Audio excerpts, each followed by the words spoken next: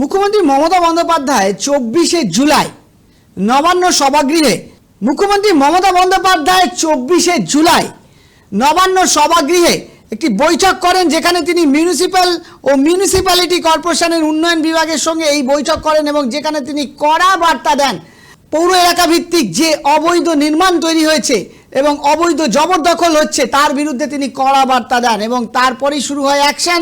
ডাবগ্রাম ফুলবাড়ি এলাকার দাপুটে তৃণমূল নেতা তথা দলের ডাবগ্রাম ফুলবাড়ি এবং ব্লক সভাপতি দেবাশিস প্রামাণিককে গ্রেপ্তার করে নিউ জলপাইগুড়ি থানার পুলিশ। আমবাড়ি ফাঁড়ি এলাকার পাগালুপাড়ার বাসিন্দা জৈনিক বিমল রায়ের অভিযোগের ভিত্তিতে গ্রেপ্তার করা হয় এই নেতাকে। জানা গিয়েছে দেবাশিসের বিরুদ্ধে জমি দখল নথিভিত্তিক করা হয়, মারধর, খুনের চেষ্টা, অপরাধমূলক জলসন্ত্রের অভিযোগ আনা হয়েছে। গতকালই নবান্নের পুরসভাগুলিতে নিয়ে এক বৈঠকে ডাবগ্রাম ফুলবাড়ি এলাকার জমি দখল নিয়ে সরব হন মুখ্যমন্ত্রী মমতা বন্দ্যোপাধ্যায়। বৈঠকে উপস্থিত শিলিগুড়ির মেয়র গৌতম দেবকে রীতিমতো ভর্ৎসনা করেন তিনি। কোনোভাবেই জমি দখলের ঘটনা বরদাস্ত করা যাবে না বলে জানিয়ে দেন মুখ্যমন্ত্রী মমতা বন্দ্যোপাধ্যায়। এরপরই দেবাশিস প্রামাণিককে গ্রেপ্তার করা হয়। একসময় কংগ্রেস করলেও পরে তৃণমূলে যোগ দেন দেবাশিস প্রামাণিক। ফুলবাড়ি এলাকায় তার প্রাসাদোপন বাড়ি রয়েছে। বিভিন্ন সময় দেবাশিসের বিরুদ্ধে নানা অভিযোগ উঠলেও সেসব নিয়ে থানা পুলিশ করার খুব একটা সাহস দেখায়নি কেউ। ডাবগ্রাম ফুলবাড়ি বিধানসভা থেকে জিতে 2011 সালে বিধায়ক হয়েছিলেন শিলিগুড়ির মেয়র গৌতম দেব। পরে গৌতম দেবের ঘনিষ্ঠ হয়ে ওঠেন দেবাশিস। 2018 সালে জলপাইগুড়ি জেলা পরিষদের সদস্যও হন তিনি। এই এলাকায় তৃণমূলের সংগঠন কার্যত তিনিই ছিলেন শেষ কথা। কিন্তু ডাবগ্রাম ফুলবাড়িতে পঞ্চায়েত নির্বাচন, বিধানসভা ও লোকসভার সবেতেই ধারাবাহিকভাবে ফল খারাপ হয়েছে তৃণমূলের। নবান্নের বৈঠকে মুখ্যমন্ত্রীর নির্দেশ মতো এদিকে যেমন বেআইনি দখল উচ্ছেদের অভিযান শুরু হয়েছে, অন্যদিকে জমি কারার বন্ধের পদক্ষেপ শুরু করা হয়েছে মমতা বন্দ্যোপাধ্যায়ের নির্দেশে। আপনারা দেখছেন সেই ছবি আপনাদেরকে আমরা দেখাচ্ছি।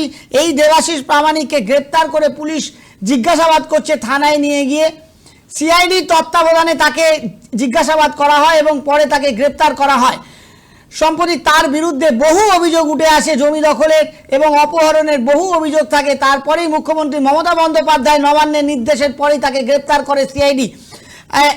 এই পরিপ্রেক্ষিতে আমরা শিলিগুড়ির বিধায়ক শঙ্কর ঘোষ কি বলেছেন আপনাদেরকে একটু শোনানোর চেষ্টা করব, শুনুন।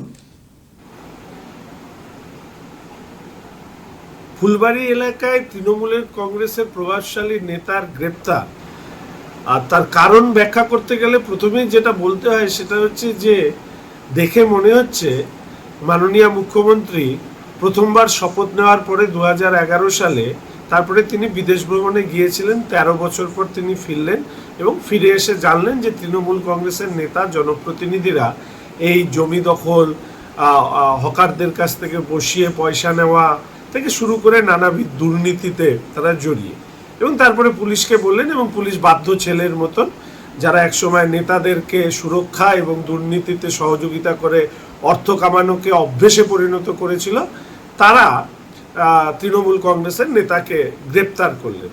এখন দেখতে হবে এই গ্রেপ্তার আরাবুলের মতন গ্রেপ্তার কিনা, শেখ শাহজাহানের মতন গ্রেপ্তার কিনা। এই গ্রেপ্তার পুলিশ বা সিআইডিকে দিয়ে অপরাধীদেরকে একটু আড়াল করে রাখা এবং জনগণের মধ্যে ইমেজ বিল্ড আপ করার জন্য এই গ্রেপ্তার কিনা, কারণ এগুলো অনেক কিছু ভাবার বিষয় আছে। ফলে এইটুকু শুধু বলবো যে প্রতিটি ঘটনার উপরে আমরা লক্ষ্য রাখছি এবং এর পাশাপাশি এটাও ওই এলাকায় এই প্রশ্ন উঠেছে, উনি ওই এলাকার বেতাজ বাদশাহ, তার সম্পদ মনে হয় অনেক রাজা মহারাজার থেকেও বেশি। ফলে লোক এই প্রশ্নও তুলতে শুরু করেছেন যে এই সম্পদে ক্ষমতাশালী এই নেতা 2026-এ বিধানসভা নির্বাচনের জন্য টিকিটের দাবিদার হয়ে উঠতে পারেন বলে কোনো তৃণমূল কংগ্রেসের সেই অঞ্চলের কোনো প্রভাবশালী নেতা তাকে গ্রেপ্তার করিয়ে দিলে নিজের টিকিটটাকে সুরক্ষিত রাখতে কিনা সেটাও কিন্তু অনেক মানুষ প্রশ্ন করছে। শঙ্কর ঘোষ তিনি কি বললেন সেটা আপনাদের শোনালাম। আমরা দেখেছি যে এই তৎপরতা দুদিন ধরে যেভাবে পুলিশ প্রশাসন যেভাবে তৎপর দেখিয়েছে মাননীয় মুখ্যমন্ত্রী মমতা বন্দ্যোপাধ্যায়ের নির্দেশের পর, তারই দৃষ্টান্তমূলক একটি উদাহরণ আপনাদের সামনে আমরা তুলে ধরছি। আমরা দেখলাম যে বিভিন্ন জায়গায় অবৈধ যে দোকানপাট রয়েছে, হকার রয়েছে, সেগুলোকে ভেঙে সরিয়ে দেওয়া হচ্ছে এবং রাস্তা পরিষ্কার করা হচ্ছে, ফুটপাত পরিষ্কার করা হচ্ছে। অপরদিকে অবৈধভাবে যে জমি দখল করার যে বিষয়গুলো উঠে এসছে, সেখানে কড়া পদক্ষেপ নিচ্ছে পুলিশ প্রশাসন মমতা বন্দ্যোপাধ্যায় নির্দেশের পরই। আমরা দেবাশিস প্রামাণিকের অনুগামীদের সাথে কথা বলার চেষ্টা করেছিলাম যে তাকে গ্রেপ্তার করে নিয়ে আসা হয়েছে, তাদের কি মন্তব্য, তাদের কি বক্তব্য, সেটা একটু আপনাদের শোনাবো। শুনুন। খবরই জানি না, আমি এখনই ঢুকলাম, আমি ছিলাম না। মানে আপনারা শুনেছেন যে দাদাকে নিয়ে এসেছে, দাদাকে নিয়ে এসছে, হয়তো কোনো কারণে নিয়ে এসছে। মানে গ্রেপ্তার করা হয়েছে সেটা শুনেছেন তো? জমি, সরকারি জমি গ্রেপ্তার করা হয়েছে দলে শুনেছেন বিক্রি তো? করা চক্র, এই অভিযোগ গ্রেপ্তার করা হয়েছে সেটা তো শুনেছেন? না না, সেটা শুনিনি, এখনো এখন শুনিনি, তো এখনো শুনলেই মানে যে পুলিশ তৃণমূলের আপনাদের দলের নেতাকে থানায় নিয়ে আসা হলো, এটা কেমন ভাবে দেখছেন? মানে আপনারা তো দলের কর্মী নেতা। আমরা কিছু দেখছি না তো, আমরা আগে শুনে নিই, তারপরে আমরা বলবো। না, এই যে মুখ্যমন্ত্রী পরশুদিনই বলেছেন এই ডাবগ্রাম ফুলবাড়ির বিষয়টা নিজে একদম প্রকাশ্যে যেটা এসছে, আপনিও হয়তো নিশ্চয়ই শুনেছেন, তারপরেই এই গ্রেপ্তার। মুখ্যমন্ত্রী যখন বলেছেন যদি তথ্য প্রমাণ থাকে, যে তথ্য প্রমাণ যার বিরুদ্ধে থাকবে সে অ্যারেস্ট হবে। তথ্য প্রমাণ যার বিরুদ্ধে নেই, অন্যায়ভাবে তো কেউ অ্যারেস্ট হবে না। মুখ্যমন্ত্রী আমাদের নেত্রী, উনি যেভাবে বলেছেন সেভাবে হবে। না, আমি খবর পেয়ে আসলাম। আমাদের ডাবগ্রাম ফুলবাড়ি ব্লক সভাপতি, তো আমাদেরকে আসতেই হবে, আমরা ডাবগ্রাম ফুলবাড়িতে পার্টিটা করি, কর্মী আমরা ওখানকার। আপনাদের কি খবর রয়েছে? না, আমাদের কাছে কোনো খবর নেই, আমি অ্যাকচুয়ালি শিলিগুড়িতে ছিলাম না, আমি এখনই আরো বেশ কিছু নাম শোনা যাচ্ছে যাদের বিরুদ্ধে অভিযোগ রয়েছে। আমাদের কাছে কোনো তথ্য নেই। তো উনি গ্রেপ্তার হলে কি আপনাদের দলে প্রভাব পড়বে ডাবগ্রাম ফুলবাড়িতে, কি মনে সেটা হয়? এই মুহূর্তে বলতে পারছি না, কারণ গ্রেপ্তার যে হয়েছেন এই খবরটাই আমাদের কাছে নেই। গ্রেপ্তার হলে কি প্রভাব পড়তে পারে দাদা, কি মনে হয়? আগে হোক, তারপরে বলবো। শুনলাম আপনাদের অনুগামীদের কি বক্তব্য। তারা কিছু জানেনই না এবং তারা বলছেন গ্রেপ্তার হোক, তারপরে আমরা দেখব।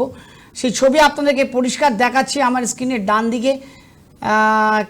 দেবাশিস প্রামাণিককে গ্রেপ্তার করে পুলিশ নিয়ে যাচ্ছে থানায়। মুখ্যমন্ত্রী মমতা বন্দ্যোপাধ্যায়ের এই নির্দেশের পর আমরা দেখতে পেয়েছি এই ছবি। দুদিন ধরে এই তৎপরতা চলছে। শিলিগুড়ি থানায় তাকে নিয়ে যাওয়া হয়েছে, তারপরে তাকে মেডিকেল টেস্টের জন্য পাঠানো হয়েছে স্বাস্থ্যকেন্দ্রে। তার বিরুদ্ধে একাধিক অভিযোগ বহু দিন ধরে উঠে আসছিল, কিন্তু কেউ সাহস করে তার বিরুদ্ধে কমপ্লেন করতে পারছিল না। যেই মুহূর্তে পুরসভাগুলোতে রেজাল্ট খারাপ হলো, তারপরেই নড়ে চড়ে বসলো মুখ্যমন্ত্রী মমতা বন্দ্যোপাধ্যায় এবং বুঝতে পারছেন যে মানুষের আস্থা হারিয়ে যাচ্ছে তৃণমূলের তরফ থেকে। এই দুর্নীতি এবং এই অত্যাচারের বিরুদ্ধে মানুষ এবার সবল হতে শুরু করেছে।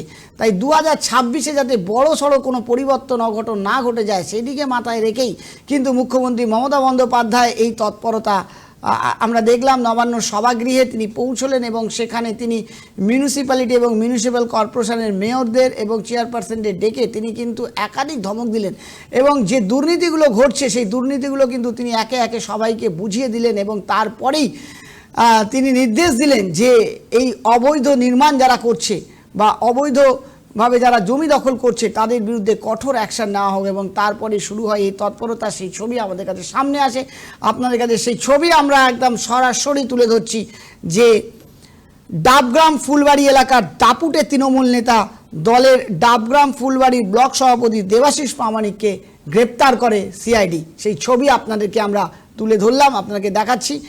এখনো পর্যন্ত যে আপডেট আসবে অবশ্যই আপনাকে দেখাবো।